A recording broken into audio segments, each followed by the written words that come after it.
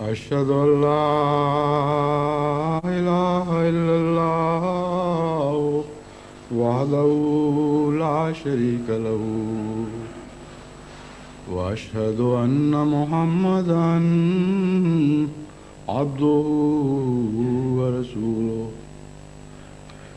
أما بعد فأعوذ بالله من الشيطان الرجيم بسم الله الرحمن الرحيم الحمد لله رب العالمين الرحمن الرحيم مالك يوم الدين إياك نعبد وإياك نستعين اهدنا الصراط المستقيم صراط الذين أنعمت عليهم غير المغضوب عليهم ولا الضالين.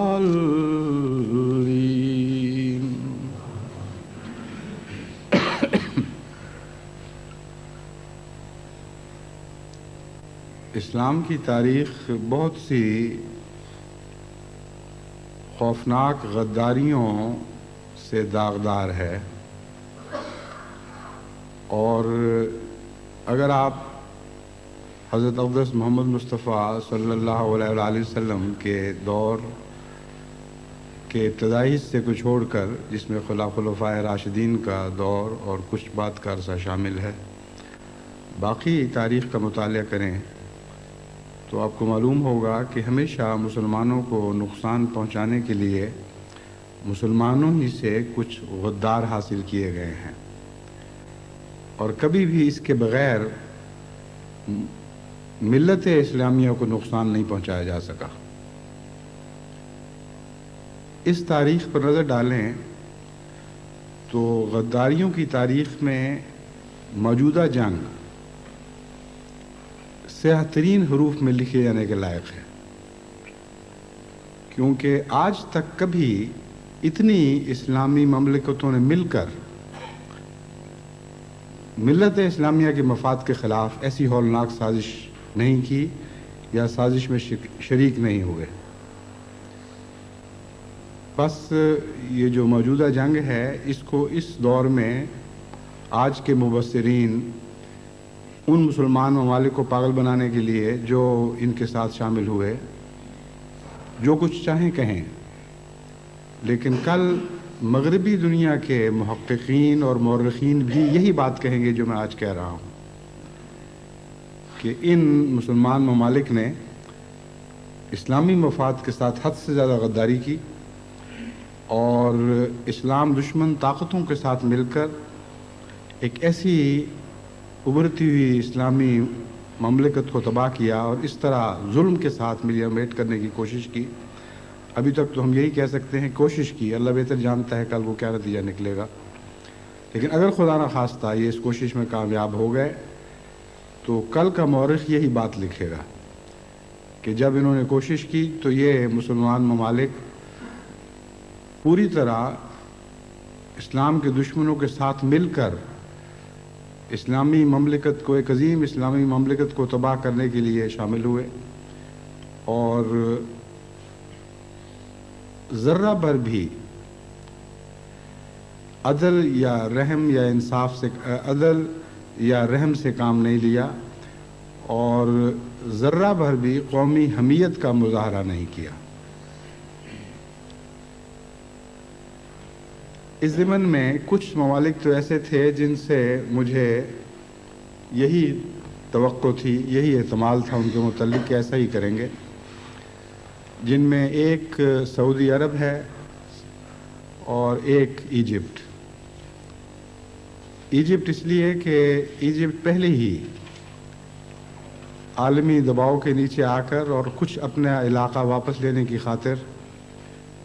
इसराइल के साथ मुआहदों में जकड़ा जा चुका है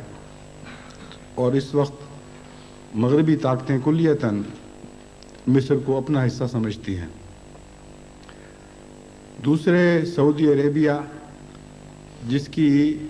आलम इस्लाम से गद्दारियाँ एक तारीख़ी नौइयत रखती हैं। इसका आगाज़ ही गद्दारी के नतीजे में हुआ, इसका क़याम ही गद्दारी के नतीजे में हुआ, मुसलसल अंग्रेज़ी हुकूमत का नुमाइंदा रहा या अमरीकन मफाद का नुमाइंदा रहा और इस्लाम के दो मुक़द्दस तरीन शहरों पर काबिज़ होने की वजह से एक मज़हब का एक झूठा सा दिखावे का लिबादा पहने रखा, जिसके नतीजे में बहुत सी मुसलमान ममलिकतें इस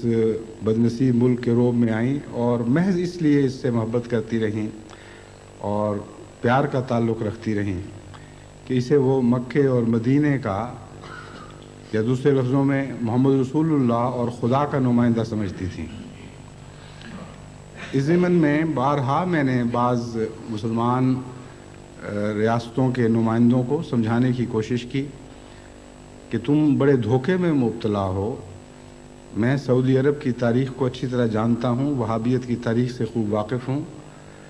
तुम ये समझते हो कि मक्के और मदीने के मनारों से जो आवाज़ें बुलंद होती हैं ये अल्लाह और रसूल की आवाज़ें हैं, लेकिन अमर वाक़या ये है कि इन मनारों पर सिर्फ लाउड स्पीकर लगे हुए हैं और माइक्रोफोन वाशिंगटन में है और उन माइक्रोफोन्स पर बोलने वाला इसराइल है, क्योंकि ये एक वाज़ेह हकीकत है, किसी लंबी चौड़ी दलील की ज़रूरत नहीं। कोई इंसान जो मौजूदा हालात का ज़रा सा भी इल्म रखता है ये दो टोक बात खूब जानता है कि सऊदी अरब कुल्लियतन अमेरिका के कब्ज़ा कुदरत में है और अमेरिका कुल्लियतन इसराइली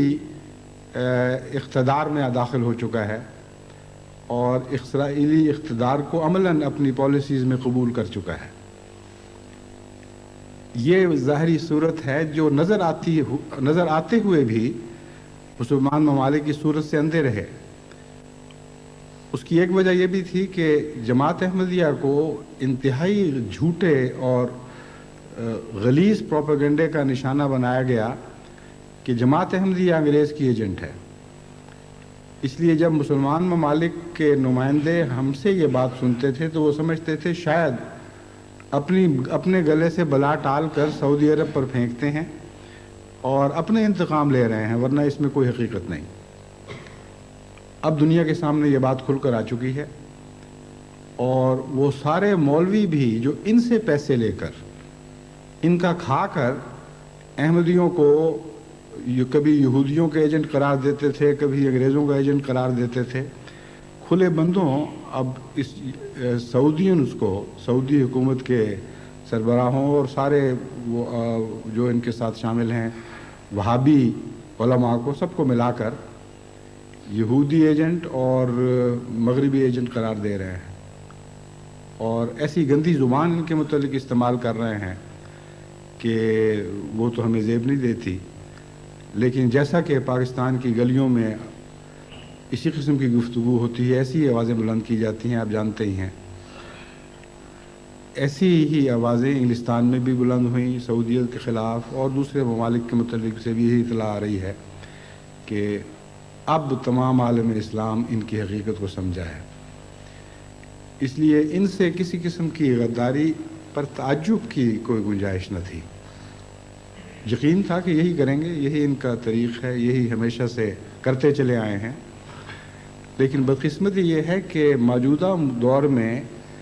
बाद ऐसे ममालिक ने भी इस्लाम के मफाद से गद्दारी की है जिनसे दूर की भी तवक्को नहीं थी और उसमें भी मैं समझता हूँ अमेरिकन दबाव के अलावा सऊदी दबाव भी और सऊदी असर भी बहुत हद तक शामिल है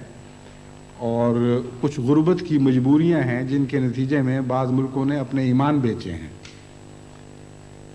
जिन ममालिक से کوئی دور کی بھی توقع نہیں تھی. ان میں ایک پاکستان ہے، ایک ترکی ہے اور ایک شام ہے. پاکستان سے تو اس لیے مجھے توقع نہیں تھی کہ وہاں کی حکومت چاہے کتنی ہی امریکن نواز کیوں نہ ہو،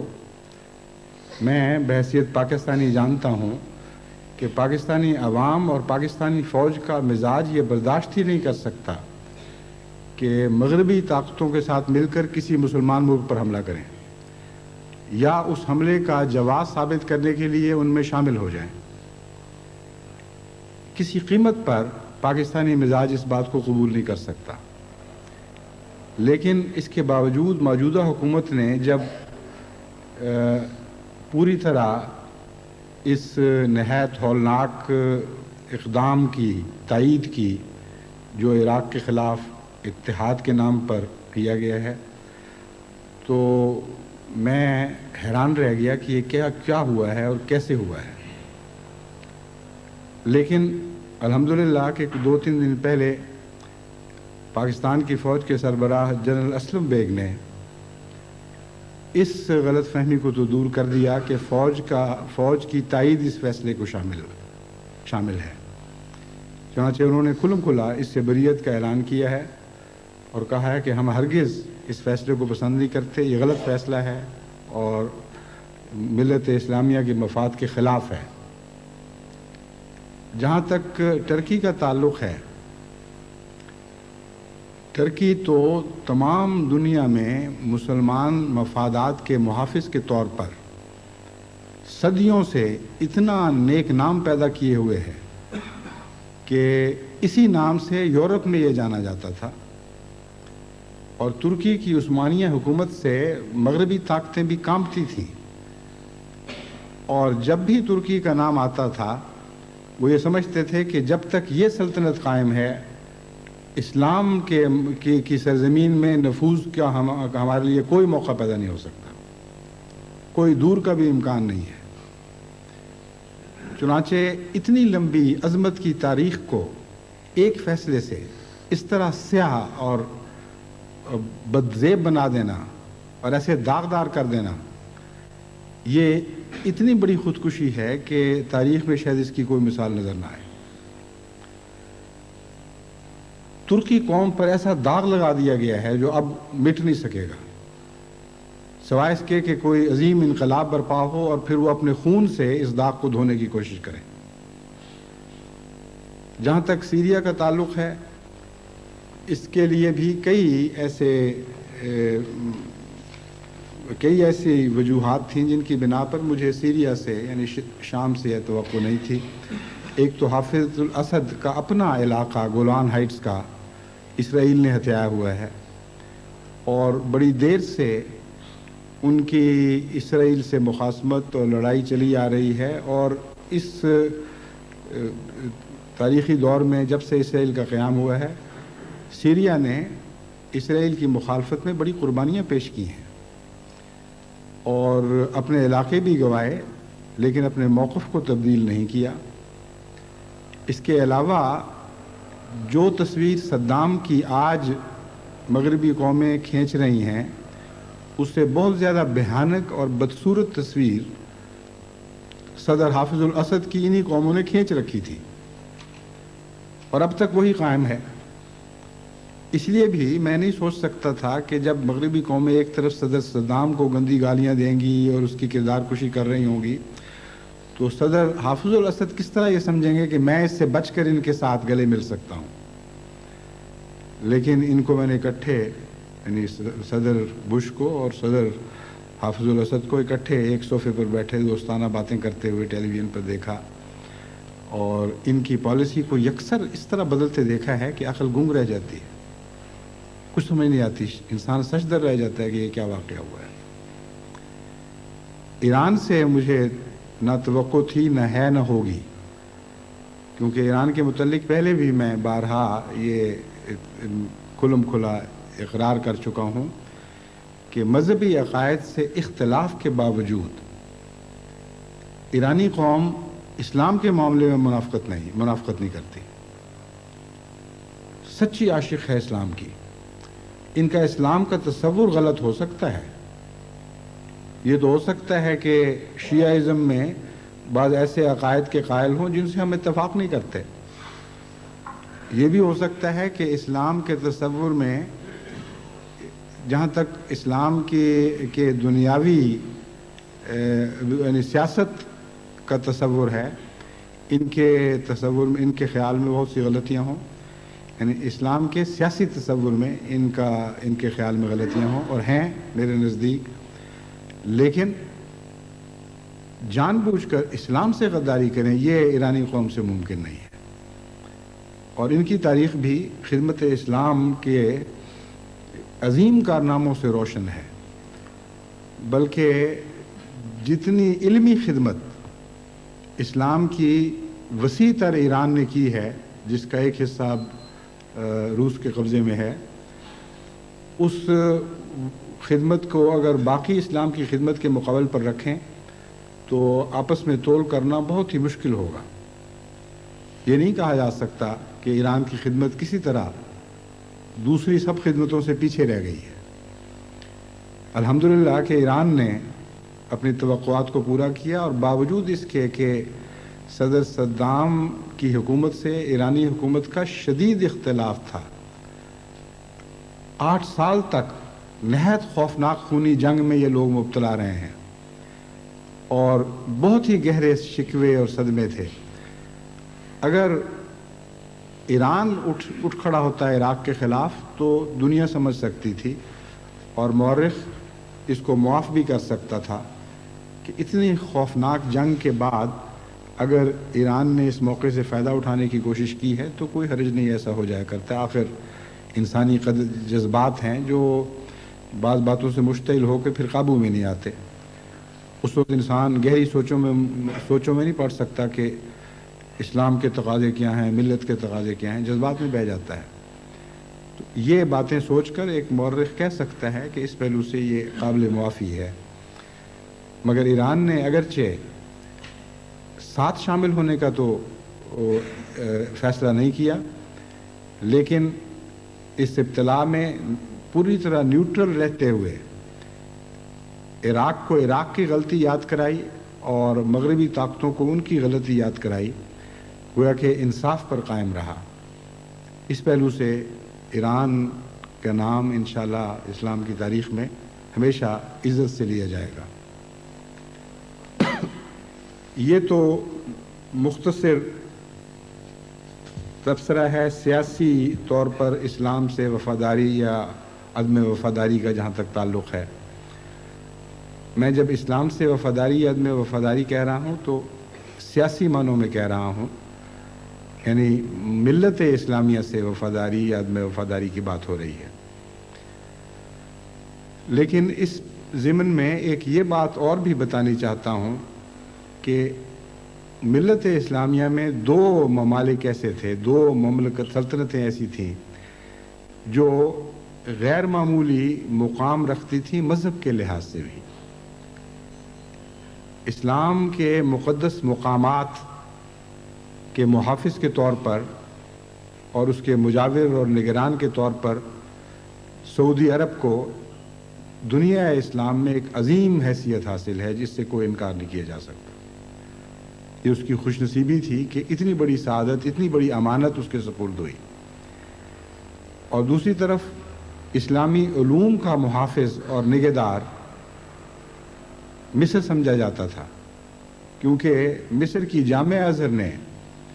اسلامی علوم کی جو خدمت کی ہے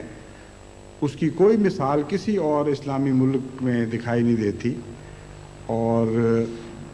اسلام کے آخری دور میں علمی خدمت کے لحاظ سے جامعہ ازہر مصر کو جو پوزیشن حاصل ہے اس کا کوئی اور دنیا میں مقابلہ نہیں کر سکتا. بس ان دونوں سے اس پہلو سے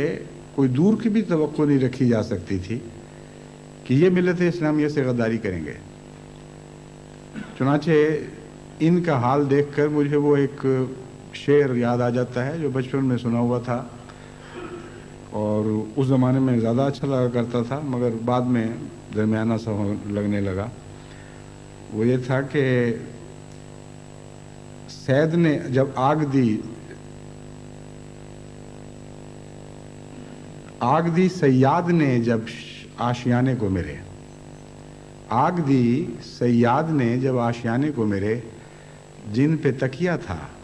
वही पत्ते हवा देने लगे। कि जब जालिम शिकारी ने मेरे घोंसले को जलाया तो जिन पत्तों पर मेरा ठिकाना था, मेरा सरहाना था, मेरा तकिया था, वही पत्ते हिल हिल कर इस मेरे घोंसले की आग को हवा देने लगे। तो इल्मी लिहाज से और तक़द्दुस के लिहाज से जिन दो मुल्कों पर आलम इस्लाम का तकिया था, जब दुश्मन ने आलम इस्लाम के आशियाने को आग दी है तो इन्होंने ही उनको हवा उस आग को हवा दी है। बस ये ऐसा जुर्म नहीं है जो कभी भी तारीख़ में माफ़ किया जा सकेगा। अल्लाह ताला की तकदीर क्या फ़ैसले करती है, आज करती है या कल करती है, इस दुनिया में कुछ दिखाती है या इनकी सज़ा जज़ा का मामला आखिरत तक मुलतवी कर देती है, ये तो अल्लाह ताला मालिक है, वही बेहतर फ़ैसले कर सकता है। लेकिन जहाँ तक दुनिया की समझ बूझ का ताल्लुक़ है, इसके बदअसरात कुछ तो ज़ाहिर हो रहे हैं, कुछ ऐसे हैं जो मुद्दतों होते रहेंगे और सिर्फ़ इस ख़ित्ते अर्ज़ में महदूद नहीं रहेंगे, बल्कि बहुत वसी होंगे और बहुत फैल जाएंगे। दूसरा पहलू इस जंग का ये है कि जिसको मैं आपके सामने रखना चाहता हूँ कि इस जंग का मकसद क्या है, क्यों हो रही है, इसकी नौइयत क्या है। जब तक हम इसको अच्छी तरह समझ न लें उस वक्त तक इस बारे में हम ये फ़ैसला नहीं कर सकते कि आलम इस्लाम का सही मौक़िफ़ क्या होना चाहिए या दुनिया का मौक़िफ़ क्या होना चाहिए, यूनाइटेड नेशंस को इस बारे में क्या इस्लाही इक़दामात करने चाहिए। मर्ज़ का जब तक तज्ज़िया ही न हो, तशख़ीस ही सही न हो, उस वक्त तक सही इलाज तजवीज़ हो ही नहीं सकता। इसलिए मैं अब बाकी खुतबे में मुख्तसरन इस जंग की वजूहात का और असल मुहर्रिकात का और मक़ासिद का तज्ज़िया करने की कोशिश करूँगा, ताकि उसकी रोशनी में फिर आइंदा इंशाअल्लाह ऐसी तजावीज़ पेश करूँगा जो यूनाइटेड नेशंस के लिए भी होंगी और दुनिया की दूसरी कौमों के लिए भी और आलम इस्लाम के लिए भी, कि अहमदिया नुक्ता निगाह से इन मसाइल का क्या हल है और आइंदा दुनिया में अमन कायम करने के लिए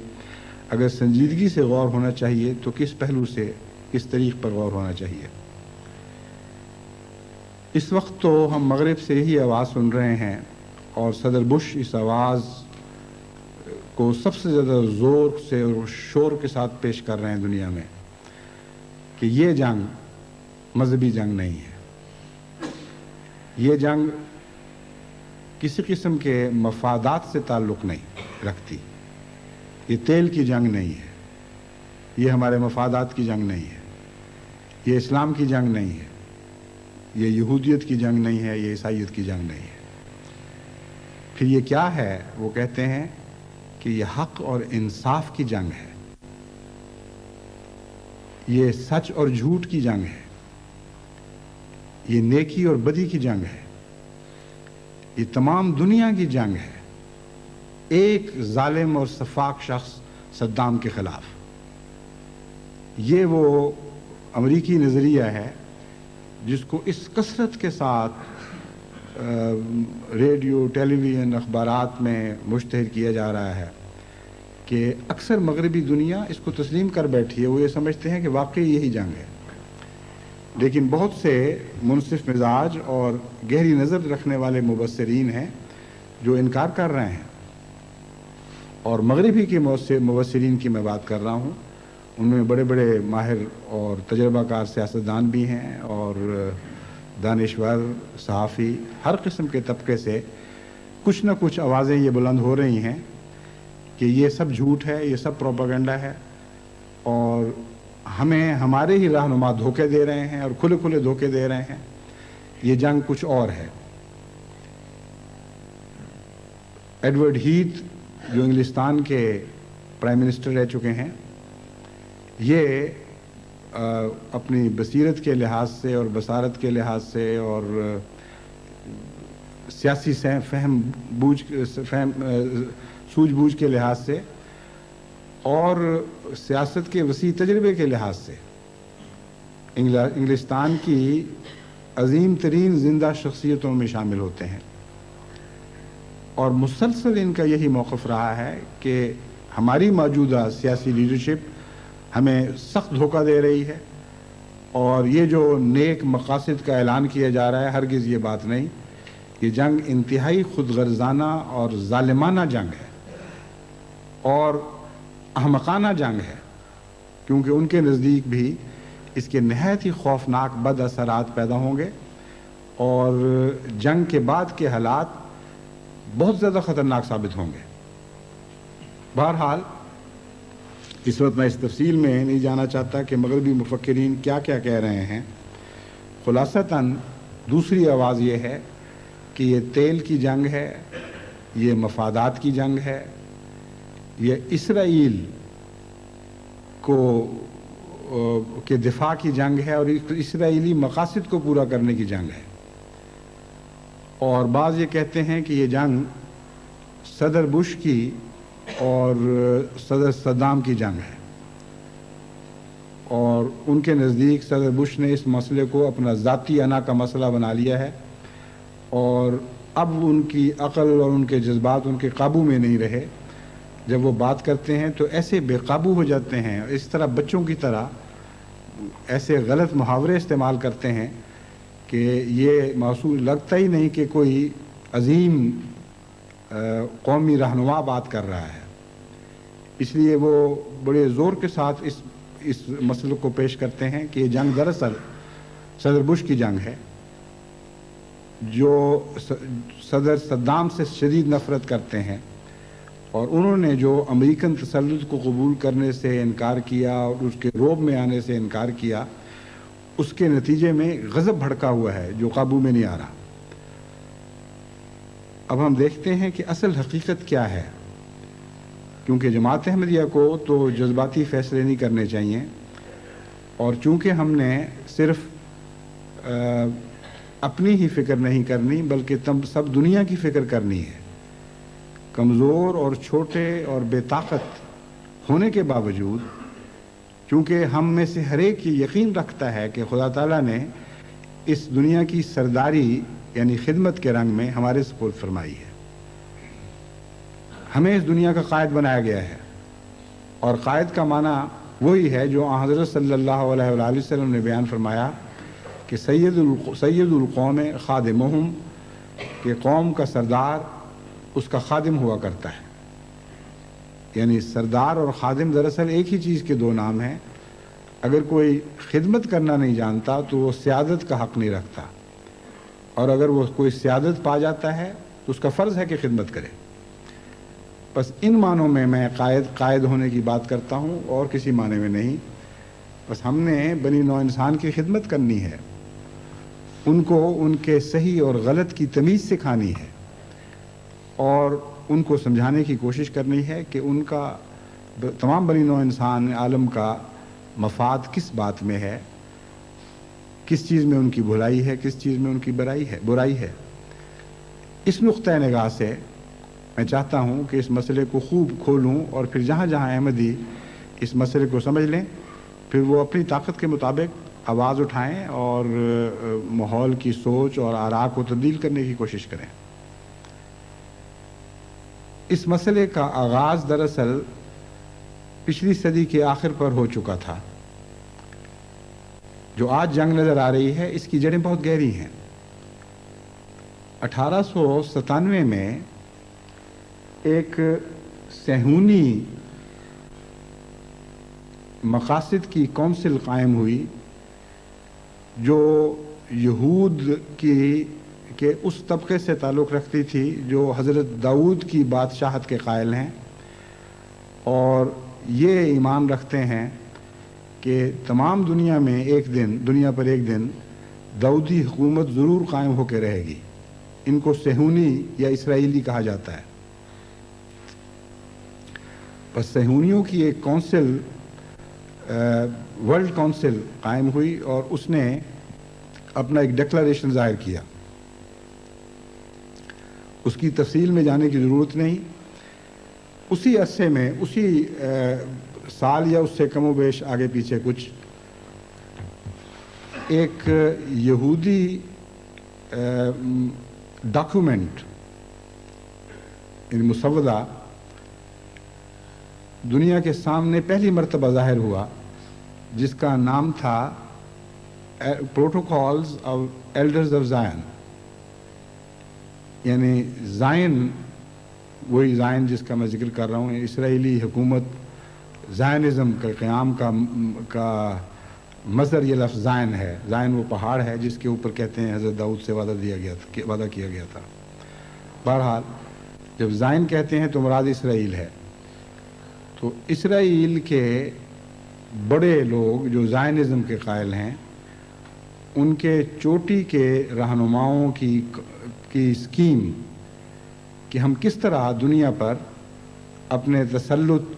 को कायम करेंगे और उसके लिए लाहे अमल क्या होगा, किन उसूलों पर हम काम करेंगे, क्या हमारे मकासद होंगे, क्या क्या तरीक़े इख्तियार किए जाएंगे, वगैरह वगैरह। एक छोटा सा रिसाला है जो मुझे अब याद नहीं तारीख़, लेकिन ये यकीनी तौर पर याद है कि 19वीं सदी के आखिर पर 1897 के लगभग पहली मरतबा ये डॉक्यूमेंट एक रूसी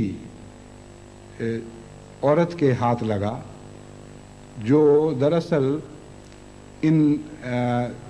एल्डर्स ऑफ ज़ायन की जिनकी ये स्कीम थी, उनके सेक्रेटरी के तौर पर काम कर रही थी। जर्मनी में ये वाक़या हुआ है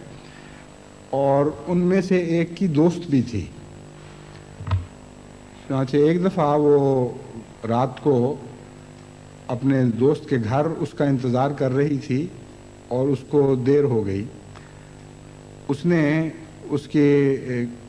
मेज़ पर पड़ी हुई किताबों में से एक मुसव्वदा चुन लिया देखने के लिए, दिल बहलाने के लिए, और यही वो मुसव्वदा है जिसका नाम है protocol of elders of Zion. उस मुसव्वदे को पढ़कर वो ऐसी दहशत ज़दा हुई और ऐसी खौफनाक उसमें खौफनाक मंसूबा था दुनिया को फतह करने का कि वो उसको लेकर भाग गई और रूस चली गई। और पहली मरतबा इस किताब को रूस में शाया किया गया। फिर 1905 में पहली मरतबा इसका अंग्रेज़ी तर्जुमा शाया हुआ। तो बहरहाल ये वही दौर है जब एक तरफ उन्होंने एक मख्फी मंसूबा तैयार किया और दूसरी तरफ एक ज़ाहिरी मंसूबे का ऐलान किया। और ये जो ज़ाहिरी मंसूबा है, ये इसके मुतालिक कोई कंट्रोवर्सी नहीं है, कोई इख्तलाफ नहीं है। यहूद कहते हैं कि हाँ, हमारा मंसूबा था और हमने दुनिया में इसको ज़ाहिर किया है। वो सिर्फ इतना था कि हुकूमतों के ताल्लुकात के लिहाज से, दूसरे असरात को बढ़ाने के लिहाज से हम एक मुनज़्ज़म जिद्दोजहद करेंगे, जिसका मकसद ये होगा कि इसराइल को अपना एक अलग घर बतौर रियासत के मिल जाए। तो जो दूसरा मंसूबा था उसका मकसद था कि इसराइल यूनाइटेड नेशंस के ज़रिए, और उस ज़माने में अगरचे यूनाइटेड नेशंस का कोई तसव्वुर भी मौजूद नहीं था, लीग्स ऑफ नेशंस भी नहीं थी, उसके बावजूद उस मंसूबे में ये सब कुछ ज़िक्र मौजूद है। और इस स्कीम के ज़िक्र के बाद वो मंसूबा आखिर ये इरादा ज़ाहिर करता है कि जब ये सारी बातें हो जाएंगी, जब हम यूनाइटेड नेशंस कायम करने में कामयाब हो चुके होंगे, तो फिर यूनाइटेड नेशंस पर हम कब्ज़ा करेंगे और यूनाइटेड नेशंस पर कब्ज़े के ज़रिए फिर सारी दुनिया पर हुकूमत होगी। तो ये जो मंसूबा था यूनाइटेड नेशंस पर कब्ज़ा करने का और उसके ज़रिए फिर आगे दुनिया पर हुकूमत करने का, इसमें बहुत सालों का लगना एक तभी अमर था। लेकिन जिस मरहले का उसमें ज़िक्र है कि इन मराहिल को तय करके हम बिल आखिर اس منصوبے کو پایہ تکمیل تک پہنچائیں گے، وہ تمام مراحل اسی طرح وقتاً فوقتاً طے ہوتے رہے۔ چنانچہ جب یہود نے اس منصوبے سے قطع تعلقی کا اعلان کیا اور کہا کہ یہ ہماری طرف منسوب کیا گیا ہے، ہمارا منصوبہ نہیں ہے، تو اس پر دنیا کے علماء اور سیاستدانوں اور دانشوروں نے بڑی بڑی بحثیں اٹھائیں، کئی عدالتوں میں اس پہ مقدمہ بازیاں ہوئیں۔ انگلستان کے ایک پروٹسٹنٹ نے اس پر بہت تحقیق کی ہے اور اس نے ایک کتاب شائع کی جس کا نام ہے واٹرز فلوئنگ ایسٹ ورڈز۔ اس کتاب میں اس کے سارے پہلوؤں پر بحث ہے۔ مجھے آج سے تقریباً 20 سال پہلے اس کو پڑھنے کا موقع ملا تھا، اس کے بعد کوئی دوست مانگ کے لے گیا اور پھر وہ ہاتھوں ہاتھ نکل کے پتہ نہیں کہاں چلی گئی۔ انگلستان سے میں نے کوشش کی ہے لیکن وہ دستیاب نہیں ہوتی، کیونکہ اس کتاب میں یہ بھی ذکر ہے کہ اس کتاب کو فوراً یہود مارکیٹ سے غائب کر دیتے ہیں۔ یہ درست ہے یا غلط کہ یہود کرتے ہیں یا کوئی اور کرتا ہے، مگر ہو ضرور جاتی ہے، یہ تو ہمارا تجربہ ہے۔ بس معین طور پر الفاظ تو میں بیان نہیں کر سکتا، لیکن جو میں بات بیان کرتا ہوں بنیادی طور پر مضمون کے لحاظ سے درست ہے۔ چنانچہ اس نے لکھا کہ جب انگلستان کے پرائم منسٹر ڈزرائیلی، غالباً ڈزرائیلی نام تھا، ان سے یہ پوچھا گیا کہ آپ کے نزدیک یہ مسودہ جو یہود کی طرف منسوب کیا جاتا ہے واقعتاً یہودی بڑے آدمیوں کی تحریر ہے اور ان کا منصوبہ ہے یا محض ایک ان کے خلاف سازش ہے اور ان کو بدنام کرنے کی کوشش ہے؟ اس کا جواب ڈزرائیلی نے یہ دیا کہ میرے نزدیک صرف 2 صورتیں ممکن ہیں، یا تو یہ منصوبہ واقعتاً انہی لوگوں کا ہے جن کی طرف منسوب ہو رہا ہے، کیونکہ اس کے بعد جتنے واقعات رونما ہوئے ہیں وہ بعین ہی اس منصوبے کے مطابق ہوئے ہیں، اس لیے از خود کس طرح وہ واقعات رونما ہونے لگے اور اسی ترتیب کے ساتھ، اسی تفصیل کے ساتھ، اور یا پھر یہ کسی نبی کی کتاب ہوگی جس نے خدا سے علم پا کر اتنی زبردست پیشگوئی کی ہوگی۔ تو اس نے کہا میرے نزدیک تو 2 ہی صورتیں ہیں، یا تو پرلے درجے کے جھوٹوں کی ہے جنہوں نے منصوبہ بنایا اور اب انکار کر رہے ہیں، اور یا پھر ایک بہت بزرگ اور سچے کی کتاب ہے جس کو خدا نے بتایا تھا کہ آئندہ یہ واقعات ہوں گے۔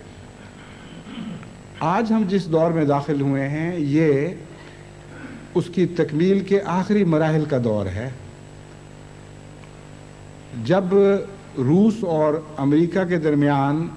مفاہمتیں شروع ہوئیں اور برلن کی دیوار گرنی شروع ہوئی تو مجھے اس وقت یہ منصوبہ یاد آیا، اگرچہ میرے پاس موجود نہیں تھا کہ میں اپنی میموری، اپنی یادداشت کو تازہ کر سکتا، مگر اتنا مجھے یاد ہے کہ اس کے آخر پر یہی لکھا ہوا تھا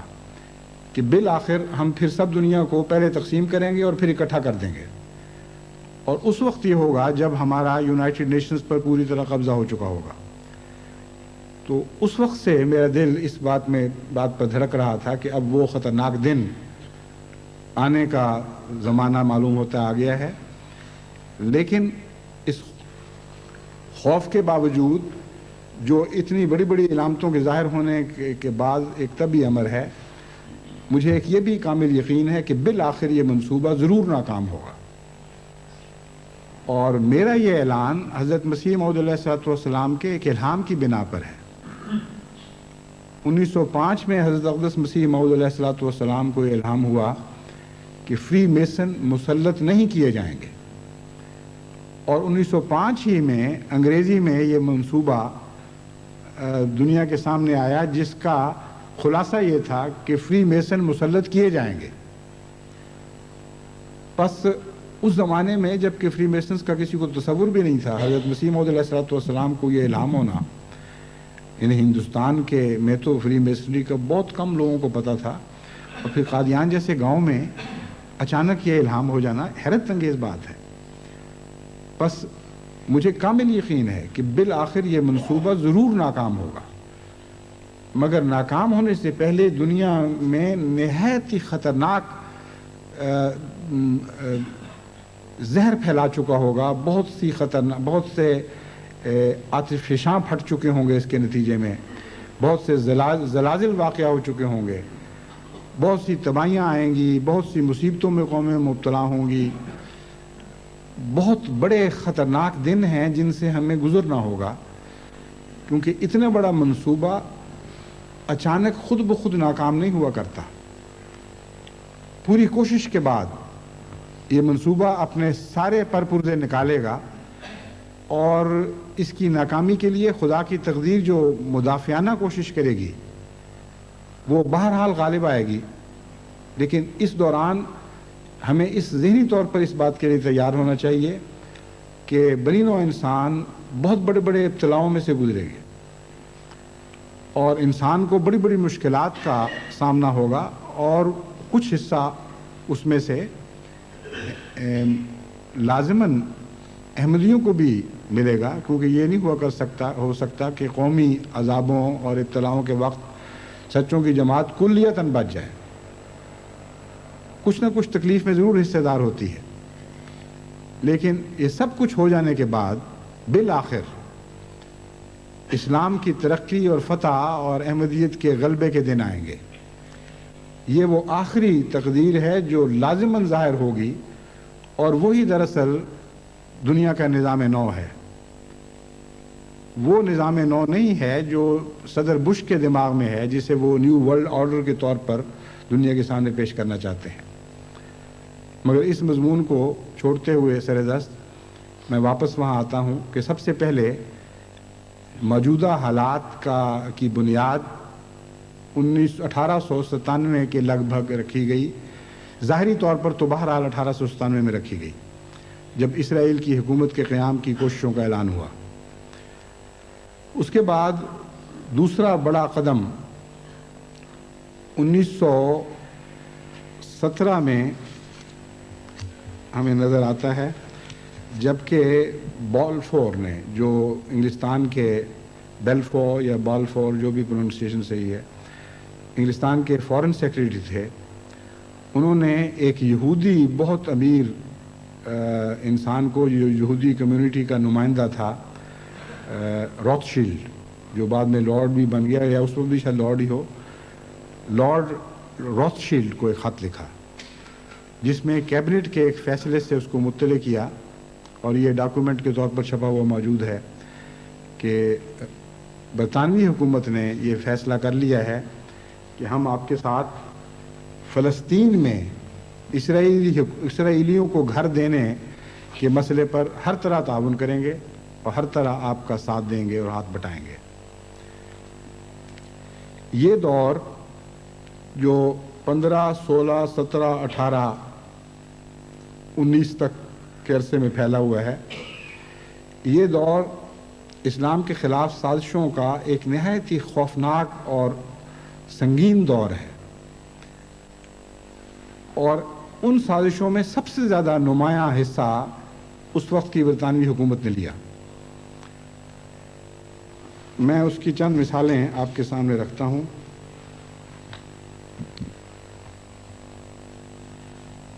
पंद्रह मई नहीं, ये नहीं,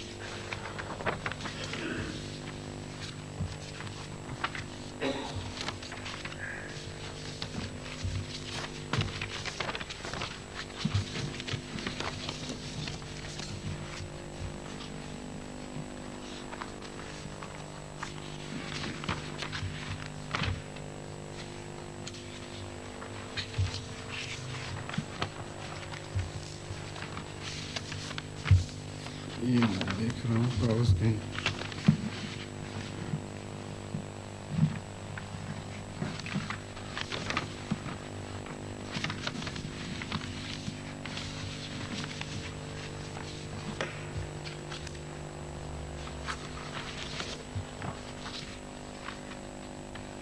हाँ जी,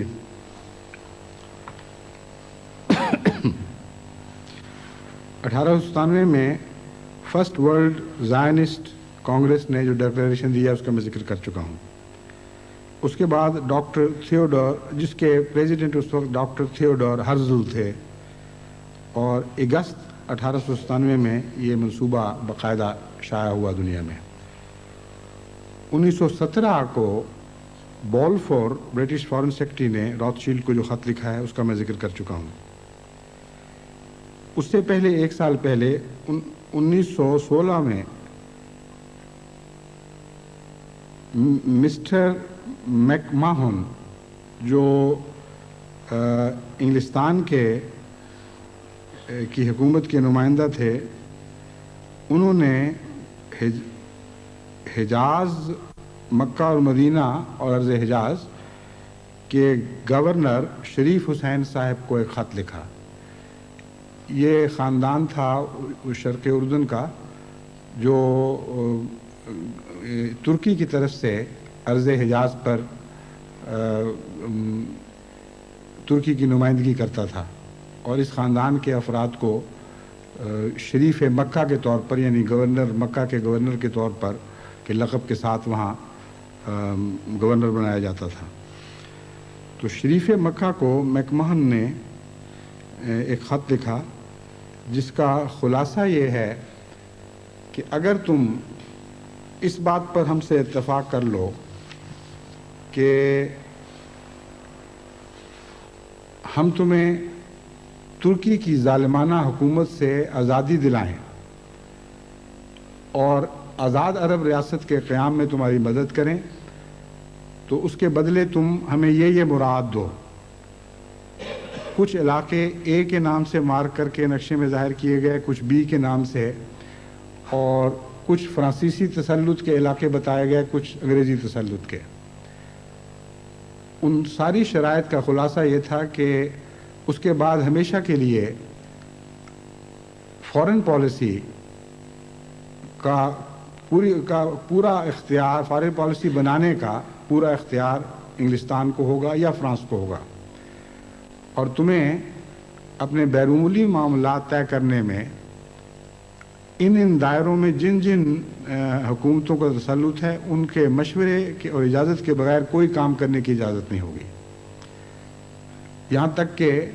कोई यूरोपियन मुबस्सिर या कोई यूरोपियन मुशीर तुम वहाँ से नहीं बुला सकते जब तक अंग्रेज़ी तसल्लुत के इलाके में अंग्रेज़ से इजाज़त न मिले या फ्रांसीसी तसल्लुत के इलाके में फ्रांस से इजाज़त न मिले। इधर ये इनसे गुफ्तगू शनीद हो रही थी शरीफ मक्का से, उधर वहाबी हुकूमत के सरबराह यानी सऊदी ख़ानदान से साज़बाज़ चल रही थी कि अगर तुम हमसे ये मुआहदा करो कि इस इलाके पर हमेशा के लिए अंग्रेज़ी तसल्लुत को कबूल कर लोगे और अंग्रेज़ की मर्ज़ी के बग़ैर कोई फ़ॉरेन पॉलिसी तय नहीं होगी और तुर्की की हुकूमत को तबाह करने में हमारा साथ दोगे, और बहुत सी शर्तें थीं, तो हम तुम्हारी मदद करेंगे कि तुम अर्ज़ हिजाज़ पर काबिज़ हो जाओ और तुम्हारी हुकूमत की हमेशा हिफाजत का तुमसे इकरार करेंगे और तुम्हें तहफ़्फ़ुज़ देंगे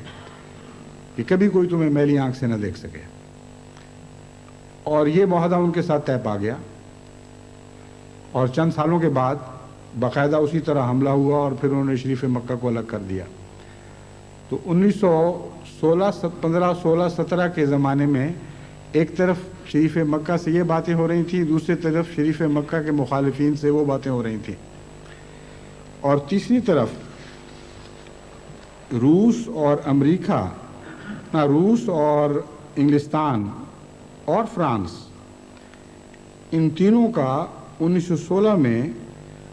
उस्मानी हुकूमत को आपस में बांटने पर एक मुआहदा हुआ,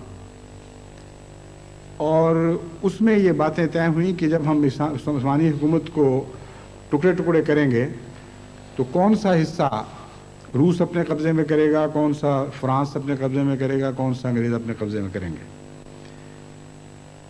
और उसके अलावा एक एंग्लो फ्रेंच एग्रीमेंट हुआ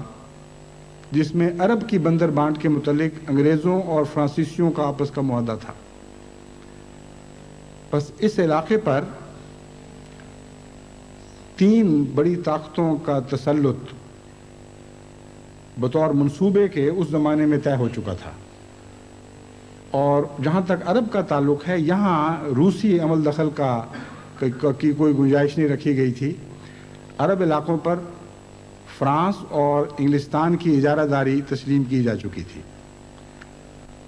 بس بعد میں جو جنگیں ہوئیں اور بعد میں ان دونوں قوموں نے جو یہاں کردار ادا کیا ہے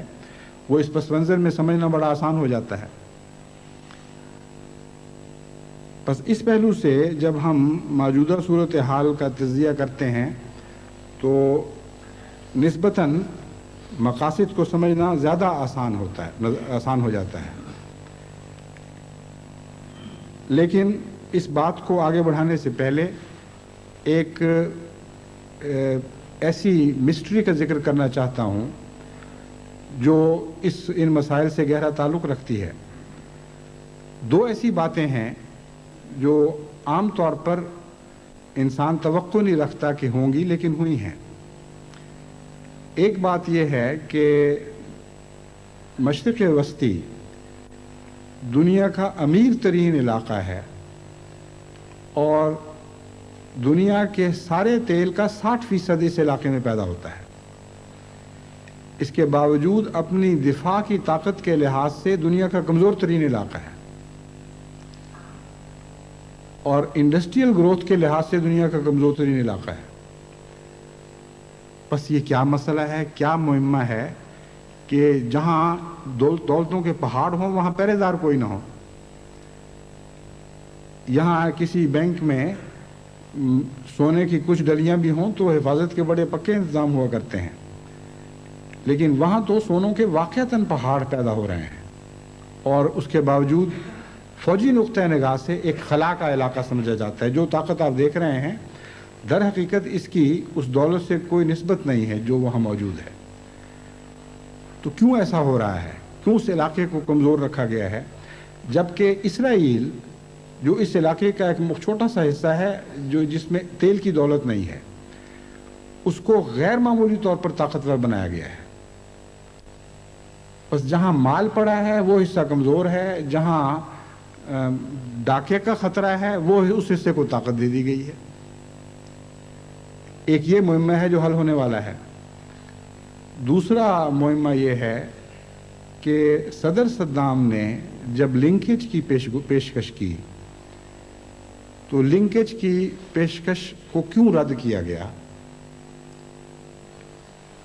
جب ہم اس کا تجزیہ کرتے ہیں تو حیران ہو جاتے ہیں کہ کیوں اس پیشکش کو رد کیا گیا ہے. جب آپ اس کو پوری طرح سمجھ جائیں گے تو پھر آخری حل کیا ہونا چاہیے وہ بات بھی آپ کو سمجھ آ جائے گی. امریکہ نے اور اس کے اتحادیوں نے مسلسل انکار کیا کہ کویت پر قبضے کا جہاں تک تعلق ہے اس کا کوئی لنکیج نہیں ہے. صدر صدام حسین کہتے تھے کہ اس کا لنک ہے اور دونوں کو اکٹھا طے کرو. اگر یہ لنک تسلیم ہو جاتا تو اس کے نتیجے میں اس مسئلے کا یہ حال بنتا کہ صدر صدام نے کویت کے علاقے میں جو جارحیت کی ہے وہ اس علاقے کو چھوڑ کر اپنی جارحیت کے قدم کو واپس لے لے, اور یہود نے زائنسٹ نے جو شرق اردن کے مغربی کنارے کو غصب کیا ہے اور وہاں اس کے خلاف جارحانہ پیش قدمی کی ہے, وہ اپنے قدموں کو وہاں سے واپس ہٹا لے. ایک جارحیت کو کل عدم کرو, دوسری جارحیت کو کل قدم کرو, دونوں طرفیں برابر ہو جاتی ہیں اور انصاف قائم ہو جاتا ہے. یہ معاملہ آگے نہیں بڑھتا. یہ دراصل مقصد تھا صدر صدام کا جو بار بار لنکیج کے اوپر زور دیتے چلے جا رہے تھے. دنیا کی بڑی طاقتوں نے جن کا اس مسئلے سے تعلق ہے اس کو کچھ اور رنگ میں عمدن غلط رنگ میں دنیا کے سامنے پیش کیا اور دنیا کی رائے عامہ کو دھوکہ دینے کی کوشش کی, حالانکہ صدر صدام کا موقف وہی تھا جو میں آپ کے سامنے رکھ رہا ہوں. مغربی دنیا نے لنکیج کو اس طرح عمدن غلط سمجھا کہ گویا صدر صدام یہ کہہ رہے ہیں کہ چونکہ اسرائیل نے ہمارے ایک مسلمان بھائی ملک کے کچھ علاقے پر قبضہ کر لیا ہے,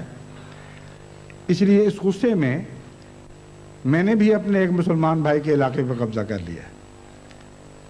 اور دونوں ایک ہی جیسے معاملات ہیں. हालांकि इसमें कोई मंतक नहीं है। और उन्होंने इसी वजह से इस लिंकेज के मौक़िफ़ का मजाक उड़ाया और इसको बिल्कुल बोधा और बेमानी करार दिया और कहा कि ये कैसे हो सकता है। सब दुनिया जानती है कि तेल के झगड़े के नतीजे में, यानी तेल का झगड़ा इन मानों में कि कुवैत की तेल की जो पॉलिसी है फ़रोख्त की, उससे इराक़ को इख्तलाफ था और कुछ और ऐसे मसाइल थे। तो तेल के झगड़ों के नतीजे में या कुछ और झगड़ों के नतीजे में इराक़ ने फ़ैसला कर लिया था कि मैं कुवैत पर काबिज़ हो जाऊंगा। और दरअसल वो झगड़े बहाने थे, मकसद ये था कि कुवैत के तेल की दौलत पर कब्ज़ा कर ले। तो कहते हैं इसमें लिंकेज कहाँ से हो गया?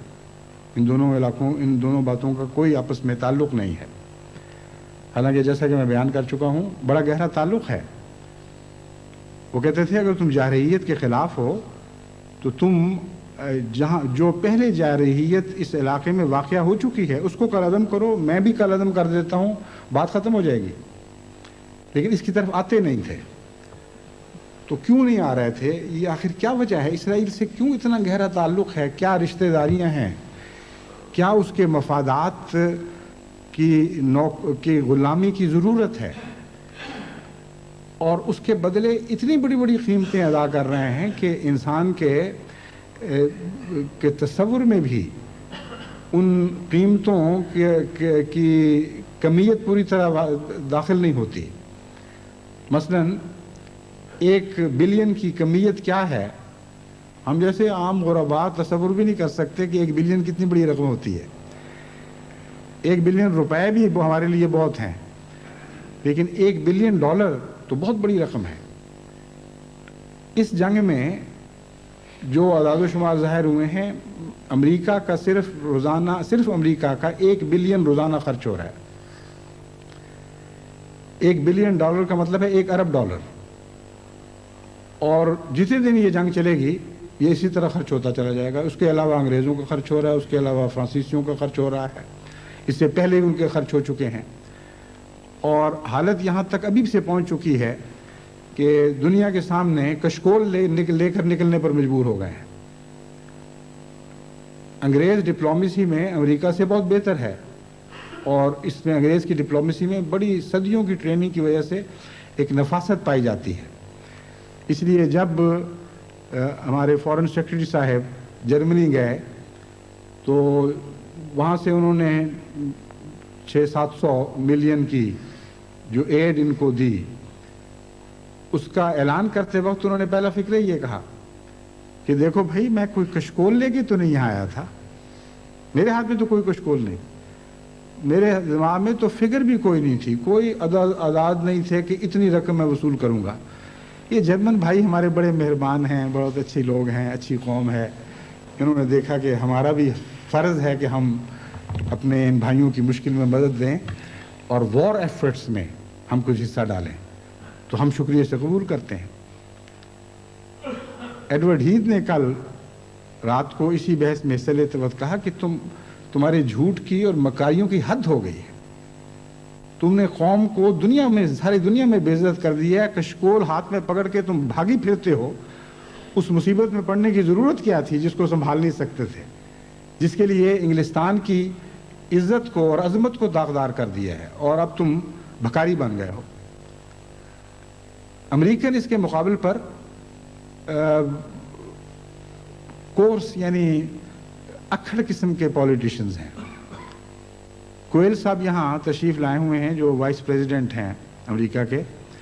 और उनकी जो ज़हनी और सियासी काबिलियतें हैं उनके ऊपर अमेरिका का अखबार नवीस हमेशा हंसता रहता है और मजाक उड़ाता रहता है। उस हिस्से का तो मेरे साथ कोई ताल्लुक़ नहीं, उनके आपस के मामलात हैं, लेकिन इनको बात करने का सलीका नहीं और ये नहीं पता लगता कि किस तरह मैं बात चीज़ों पर पर्दे डालूं। चुनांचे अपने अमेरिका के मांगने को इन्होंने एक और नाम दिया है। जैसे हमारे पंजाब में मशहूर है कि बाज़ डंडा फ़कीर होते हैं, बजाय इसके कि वो ये कहें कि भाई खुदा के वास्ते कुछ भीख डाल दो, भूखे मर रहे हैं, कुछ मदद करो, रहम करो, वो डंडा लेकर जाते हैं कि देते हो दो वरना हम लाठी से सर फाड़ देंगे। तो ये इन्होंने अपना जो तरीक़ेकार पेश किया है वो डंडा फ़कीर वाला है। جب ان سے ایک اخباری نمائندے نے یا ٹیلی ویژن کے نمائندے نے سوال کیا کہ بتائیے آپ کیا توقع رکھتے ہیں دنیا سے، انہوں نے کہا توقع ہم نے تو فیصلے کر لیے ہیں کہ فلاں سے اتنا وصول کرنا ہے، فلاں سے اتنا وصول کرنا ہے، فلاں سے اتنا وصول کرنا ہے، اور ہم نے مانگنا تو نہیں، ہم ان کو بتائیں گے کہ یہ تم نے دینا ہے۔ تو اس نے کہا جناب اگر وہ نہ دیں تو پھر کیا کریں گے؟ اگر نہ دیں گے تو پھر اتنا میں بتا دیتا ہوں کہ پھر امریکی تعلقات پر انحصار نہ رکھیں، ایک دبی ہوئی دھمکی تھی۔ تو بہرحال اتنی بڑی قیمت دے رہے ہیں، اور تمام عالم اسلام میں جو نام انہوں نے پیدا کیا تھا یکسر اس کو مٹا بیٹھے۔ ایک وقت تھا قریبی زمانے میں جب کہ پاکستان عملاً امریکہ کا سیٹلائٹ بن چکا تھا اور عوام الناس اس کو قبول کر چکے تھے۔ ہر سیاستدان اپنے وقار اور عظمت کے لیے امریکہ کی طرف دوڑتا تھا، اور عوام میں اس کے خلاف رد عمل ہی ختم ہو چکا تھا۔ اب چند دنوں کے اندر اندر ایسی نفرت کی آگ بھڑکی ہے کہ لفظ امریکن وہاں گالی بن گیا ہے، اور اسی طرح مسلمان ممالک سے برطانیہ نے اپنے تعلقات کو ادھیڑ کر رکھ دیا ہے، اور بہت ہی لمبے عرصے سے جو نیک نام پیدا کیا تھا وہ نام مٹا دیا ہے۔ تو یہ اتنی بڑی قیمت کیوں دے رہے ہیں؟ کیوں نہ لنکیج کو تسلیم کر لیا کہ اسرائیل کو کہتے کہ تم فلاں علاقہ خالی کر دو اور عراق فلاں علاقہ خالی کر دے گا، بات وہیں ختم ہو جائے گی۔ اس لیے ہمیں ان باتوں کا جائزہ لینا، مزید تفصیل سے جائزہ لینا ہوگا کہ اس موجودہ لڑائی کے پس منظر میں کیا عوامل کام کر رہے ہیں۔ یہ جو الزام لگایا جاتا ہے کہ یہ ان کے مشترکہ مفادات ہیں جن کی خاطر یہ اس وقت عراق کو مٹانے پر تلے ہوئے ہیں، اور کویت کی بحالی محض ایک بہانہ ہے، اس کی بھی چھان بین کرنی ہوگی کہ کیا پہلے مشترکہ مفاد یعنی مشترکہ یا غیر مشترکہ علاقائی مفادات کی خاطر ان قوموں نے اسی قسم کا رد عمل دکھایا کہ نہیں۔ دوسرا جو الزام ہے کہ یہود کی خاطر ایسا کیا جا رہا ہے، اس کی چھان بین کرنی ہوگی کہ جب بھی یہود اس علاقے میں مسلمان ریاستوں سے متصادم ہوئے ہیں، یا اسرائیل کہنا چاہیے، یہود میں تو بعض ایسے فرقے بھی ہیں جو اسرائیل کے خلاف ہیں، بعض بڑے بڑے شریف النفس ایسے لوگ بھی ہیں جو اسرائیلی جاہریت کی کھل کے تنقید کرتے ہیں اور ان کی کارروائیوں کے کسی رنگ میں بھی تائید نہیں کرتے۔ تو یہود نہیں کہنا چاہیے، اسرائیل کہنا چاہیے کہ اسرائیل کا جب بھی تصادم ہوا ہے ان قوموں نے اس میں کیا کردار ادا کیا ہے، اور کیوں اسرائیل کی ہر موقع پر تائید کی ہے، اگر تائید کی ہے تو مذہبی تعصب اس میں کار فرما ہے یا محض مفادات ہیں، اسرائیل کے قیام کی غرض و غایت کیا ہے، کیوں اس کو ہر بڑی سے بڑی قیمت پر قائم رکھنے کی کوشش کی جا رہی ہے۔ یہ سارے سوالات ہیں جن کا جواب انشاءاللہ آئندہ خطبے میں پیش کروں گا، اور جہاں سے اس تاریخ کی بحث کو چھوڑ رہا ہوں وہیں سے اٹھا کر آج تک کے حالات تک رونما ہونے والے بڑے بڑے واقعات آپ کے سامنے پیش کروں گا تاکہ آپ کی یادداشت تازہ ہو جائے۔ اس تجزیے کے بعد پھر اگلے خطبے میں اگر وقت ملا یا اس کے بعد کے خطبے میں اسلامی نقطہ نگاہ سے ان مسائل کا حل پیش کرنے کی کوشش کروں گا، کیونکہ آج وقت زیادہ ہو چکا ہے، اس لیے اس بحث کو، اس خطاب کو سردست یہاں ختم کرتا ہوں۔ اللہ تعالیٰ توفیق عطا فرمائے کہ ہم بحیثیت غلامان محمد مصطفیٰ صلی اللہ علیہ وآلہ وسلم کو ایک عالمی مسائل کا ایک ایسا حل پیش کرنے کی توفیق پائیں جس کی اندرونی طاقت ایسی ہو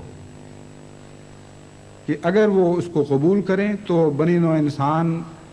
کو امن کی ضمانت ملے، اور اگر قبول نہ کریں تو جو چاہیں کریں امن مہیا نہ کر سکیں۔ ایک صحیح حل کے اندر یہ طاقت ہوا کرتی ہے جو سچائی کی طاقت ہے، اگر کسی صحیح مشورے کو کوئی انسان قبول کرے تو اس کا فائدہ ہوتا ہے، اور اگر رد کر دے تو اس کا نقصان ہوتا ہے۔ بس میں چونکہ اسلام کی نمائندگی میں بات کروں گا، اس لیے یقین رکھتا ہوں کہ جو حل جماعت احمدیہ کی طرف سے پیش کیا جائے گا وہ ایسا حل ہے کہ جس کو تخفیف کی نظر سے دیکھا ہی نہیں جا سکتا۔ اگر قبول کرو گے تو اپنے فائدے کے لیے قبول کرو گے اور بنی نوع انسان کے فائدے کے لیے بھی، اور اگر رد کرو گے تو جو چاہے کوششیں کرو، دنیا سے فساد کو تم رفع دفع نہیں کر سکتے، اور ایک کوشش کے بعد دوسری کوشش ناکام ہوتی چلی جائے گی، اور ایک جنگ کے بعد دوسری جنگ سر اٹھاتی چلی جائے گی، اور ایک بدامنی کے بعد دوسری بدامنی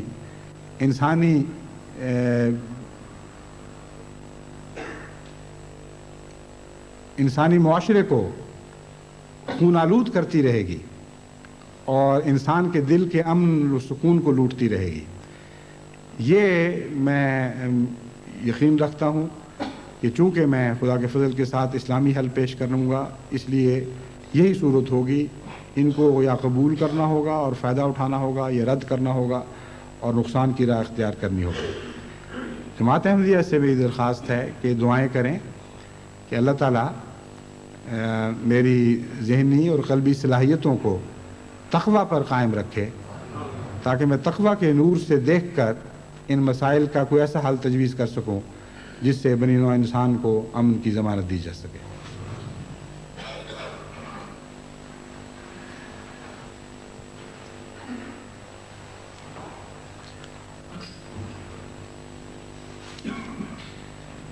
الحمدللہ نحمده ونستعینه ونستغفره ونؤمن به ونتوکل علیہ ونعوذ باللہ من شرور انفسنا ومن سیئات اعمالنا من يهده اللہ فلا مضل له ومن يضلله فلا هادی له ونشهد أن لا إله إلا الله وحده لا شريك له ونشهد أن محمدا عبده ورسوله عباد الله رحمكم الله إن الله يأمر بالعدل والإحسان وإيتاء ذي القربى وينهى عن الفحشاء والمنكر والبغي يعظكم لعلكم تذكرون اذكروا الله يذكركم وادعوه يستجب لكم ولذكر الله أكبر